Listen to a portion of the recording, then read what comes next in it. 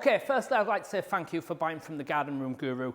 We've made this kit that you're about to see now as easy to assemble as possible, and it's designed for a two-person build, and we've also brought out a new floor system as well, which I'm going to show you in a minute, but I'm going to show you that that is possible to put that together with just one person working on their own because it's aluminium and it's lightweight. But I would like to say you're working with metal, so you need to wear your PPE, and what I'd recommend is a good pair of gloves, some safety glasses and some ear defenders for if and when you are cutting the metal. Obviously metal is sharp, you don't want any to go in your eye, so that's what I'm recommended. Right, let's talk bases. So you will have one of a few different types of bases. So you'll have either had a concrete pad, and if you have a concrete pad fit and it is perfectly level, then what I'm about to show you now, you need to skip past that part, because the part I'm going to show you now is a new cartridge base system.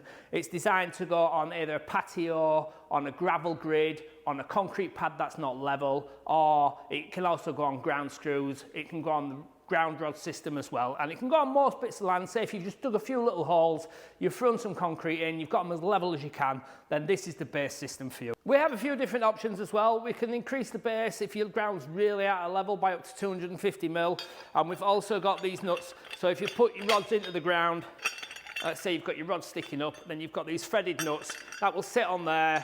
They'll thread down till you get them millimetre level, and then your new base system will sit on top of that. Okay, let's talk about the new base system then. It's made of aluminium, it's square section, and we've designed it so that, like I said, it's nice and light. One person can build it themselves. So if you want to have a look here, on the bottom side there, we've got some flanges. It'll be evident what they're for in a minute when we start to build it. And we've also got these adjustable legs. Now these legs here, these ones can go up to 100 mil, but we've also got the other ones that can go up to 250 mil. They just want to be wound up and down like that until you find level. So what we're going to do, I'm going to wind them two down like that. Put a bit of extra length on that one, a bit of extra length on that one, and then we're going to sit it where it needs to go in relation to where your garden room's going to go. So what you need to do is find out basically where your garden room's going to sit, and you're going to sit this first piece, which is the back. It says room in. They're all marked up, so we've got 1, 4, 5 and 8. The front beam over there has got corresponding marks on as well. So I'm going to sit this one here now, because I know that this is the back and that is my room in. So what you will need then, you will need a good size level. This is a 1.8 level. I'm going to sit that on top, and I can see there that my right hand side is not level. So let's go over to this side now, and I'll wind that leg out. A few turns there, keep checking on my level. Just one more turn possibly. There we go. And there we go, I'm perfectly level. So what I'll do now, just to take the weight off these middle ones, I'm just going to wind them down just so they're touching the floor. Like I said, if you've had ground screws, then this base system will sit straight on there. You won't have the legs fitted. So there we go. It's solid, it's sat down, and it's perfectly level. Now we'll put the front piece in. So again, this one's marked up as well. It says room and it says front on it. So you can see the corresponding marks there. So I've got 1, 2, 3, 4, 5, 6, 7 and 8, and they will all become evident in a minute. So what we'll do now, we'll go over to this one. Again, we'll get this one approximately where we want it to go. I'll get my tape measure. I know this particular room is 2.5 metres deep, so I'm now going to get my base system so it's sat approximately correctly, which we're not far off there now.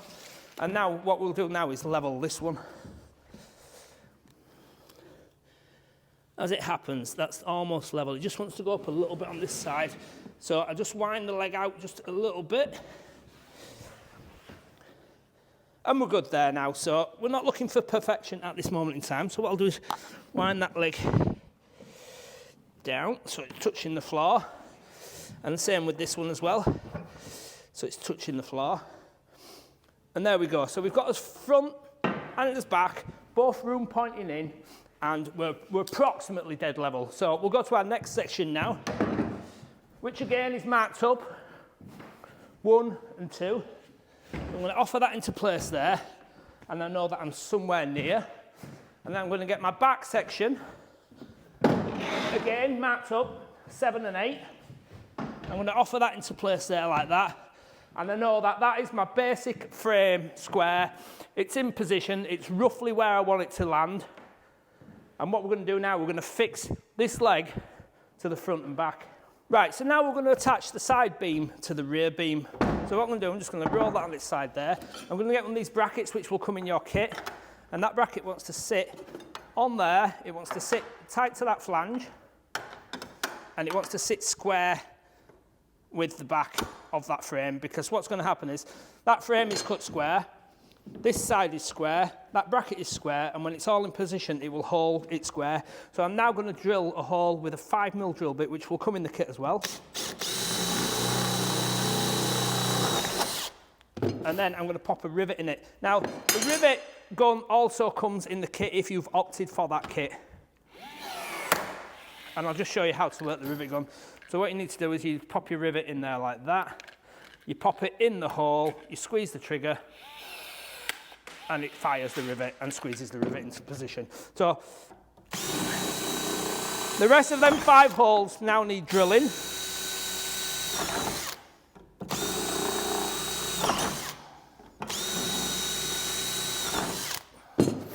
And we're going to pop a rivet in every single hole. It's important that you put a rivet in all the holes. Right, so that's that side successfully riveted. We're now going to do the same on the opposite side. I'm going to lower that frame down, sit it up on there, offer that into place. I'm going to get my square, and sit my square on the end of the aluminium section, push the bracket tight up to the square, clamp the bracket in position, and pop a rivet in there.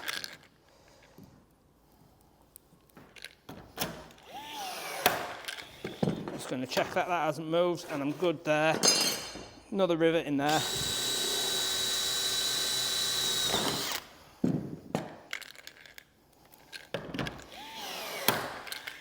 And then what I'm going to do, I'm going to carry on and I'm going to put the rivets in each of them holes.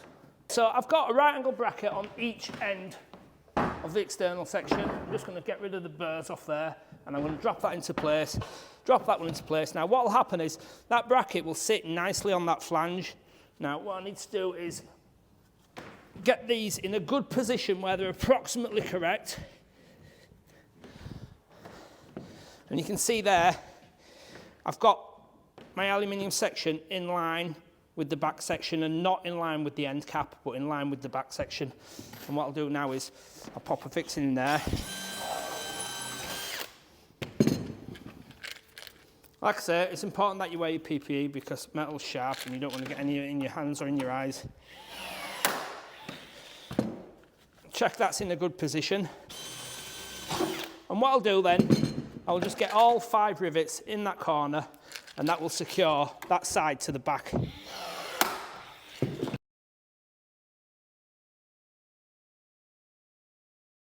So you can see now that's got a nice solid fix on that corner. I'm now going to do exactly the same over on this corner over here. I'm going to pull the frame so it's dead in line, so it's in line with that section. And just before you fix it, you need to make sure that you're nice and flush, but it should be flush because that bracket there will be sat on that flange. We're now going to fix the other beam, but this one, what we're going to do now, we're going to make sure that we're square. So what we will do, we will fix this corner first, and we know we're right. And then what we're going to do then, we're going to put a tape from corner to corner and make sure that our measurements are correct and we are a perfect rectangle. Okay, so we've got that side on. We've now got a bracket on this side. I'm going to offer that into position over there. Again, the bracket will sit on the flange, exactly the same as we have done before. I'm going to get that one dead in line with that one there. Right, so we've got our rear, our front, our side over there, and this side. That side's already fixed. This side we're about to fix, but what you want to do now, this is your opportunity to make sure it's square. Now, you want to get somebody else in with this, maybe your wife, your partner, whatever. And if you can see there, John's holding the tape dead on the corner. Now, it's on the corner of the aluminium and not on the corner of the plastic capping. So I'm going to have a look at that there, look. I've got 3.9. And what he'll do now, he'll go to the other corner. Again, you'll hold it dead on the corner, and you can see there, I've got 3,915. So that means I am 7.5 mil out. So I'm just going to move that now. John's just putting resistance on that corner. I'm pushing that corner there. So I've got 3,907. John will now return to that other corner. And there, I've got 3,907. So that's how you want to square it. So I've not moved this at all. I'm now going to get a clamp. And I'm just going to clamp it on so that it doesn't go anywhere when I drill it and get the final rivets in. Okay, so the clamp can come off now. That's not going nowhere. We know it's perfectly square. Okay, so what we've got now, we've got a front, we've got a rear, we've got two sides, and we know that we're perfectly square. So what we want to do now is make sure that we're level. So this is the important part now. So you want to make sure that you're perfectly level. Now, I can see there, I want to go up a little bit. Now, you need to have a look at your land and determine, because of course, if you're making this under permitted development, then your 2.5 rule states that 2.5 is the closest bit of land adjacent to the building. So wherever that may be, that needs to be your lowest point. So I can see there, I want to go up just a little fraction.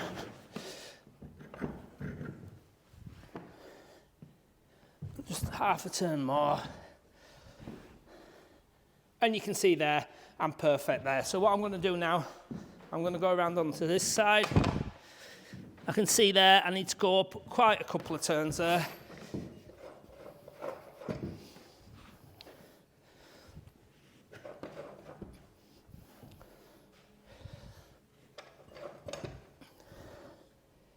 And you can see there, I'm also perfect. So what I'm going to do while I'm here, I'm just going to lower this one down until it makes contact.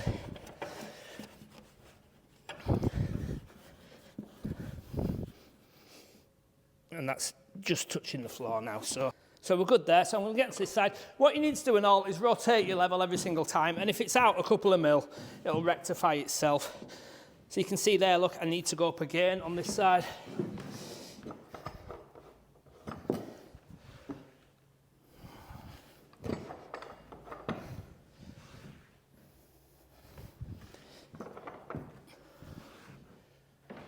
Okay, so we're good and level there. So I'm now going to lower these legs down and all.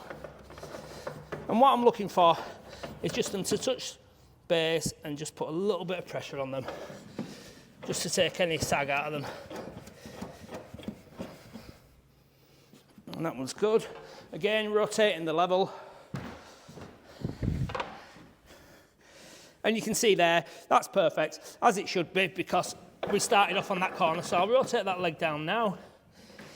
Make sure it's just touching the ground, just taking the weight out there. And I'll just check these two legs here, because we did it all at the end there. So again, they're just touching the ground. So what we've got now, we've got a perfect rectangle and it's perfectly level. So now we need to put our middle members in. Again, these are marked up for you.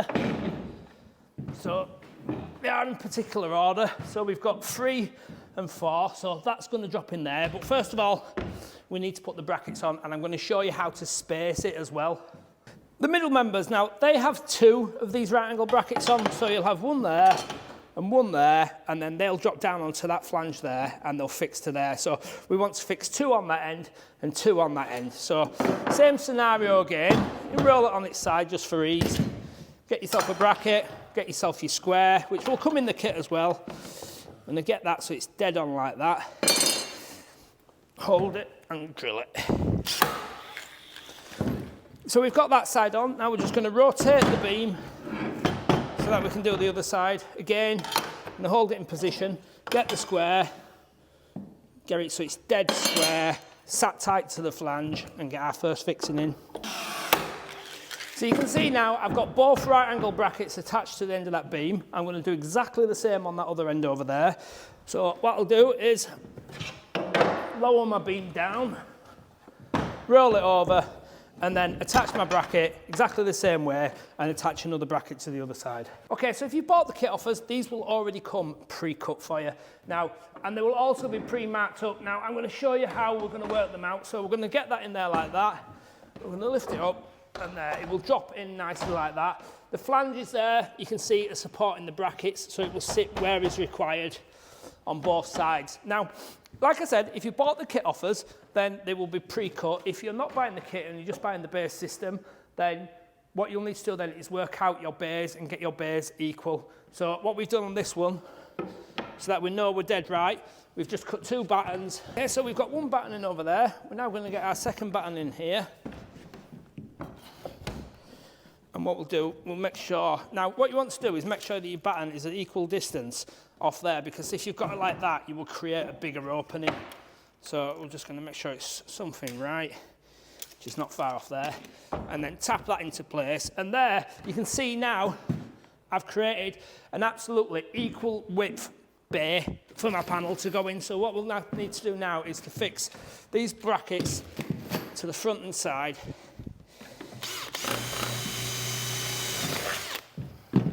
Again, you need to put a rivet in every single hole, so we've got 5 rivets per bracket. So what I'll do now, I'm going to put 5 in there, I'm going to put 5 in that one, I'm going to go over and get 5 in that one and 5 in that one, and that will be that bay complete and ready to go. So what we'll do then is we'll do exactly the same scenario on there. Depending on the size of your base, you may have 3, 4 of these. This is just quite a small one. Okay, so we've got our first beam in, we're doing exactly the same, repeating the process. We're just going to tap that across, make sure that we're touching them battens, and then we know that our insulation will fall into place lovely. So we'll just drill all these now.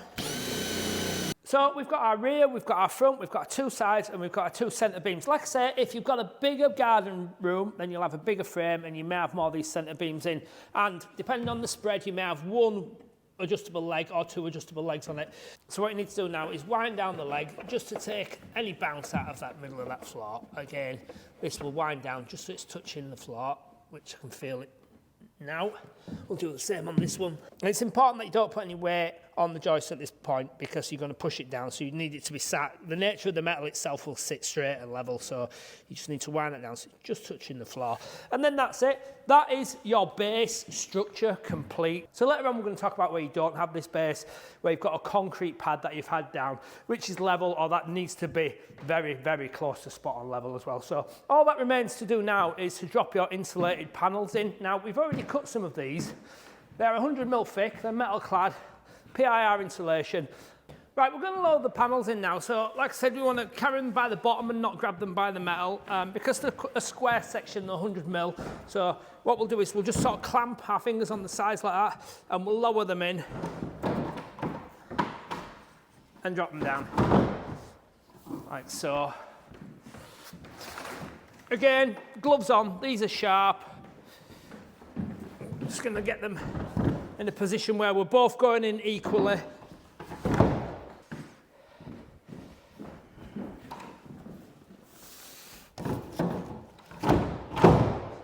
And there's your base system. So when you're happy with it, go around, get your level on it, double check it, and then you can wind up the second nut there like that, lock it off, and that'll just stop any vibration from lowering the leg. So what you'll need to do now, you need to get yourself some expanding foam and go around and fill the gaps. Obviously, because of the brackets, you can't get a dead tight fit, but all it's a case of is some expanding foam. Get the gaps filled, like so, and go around and give that time to go off, and then scrape it off. And that will give you your solid insulated base. Now, you can see that these were already filled with insulation. You are going to get a bit of cold bridging, so the way we're going to overcome that is when we come to build the floor inside, we're going to put 25mm insulation straight over the top of that, and then put an 18mm floating floor. But that's your solid insulated aluminium cartridge base system.